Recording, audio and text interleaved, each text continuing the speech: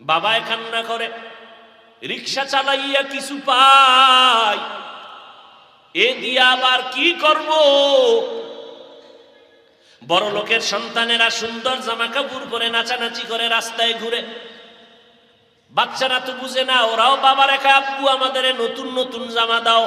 বাবায় কান্না করে, একা একা আল্লাহ এমন গরিব বানাইছু, সন্তানের সামনে চোখের পানি ধরে রাখতে পারি না। আমি আমার স্ত্রী নতুন জামা কাপড় না পরিয়াও কাটাইতে পারবো, এক গ্লাস পানি দিয়াও ইফতারি করতে পারবো, কিন্তু সন্তানের কি দিব?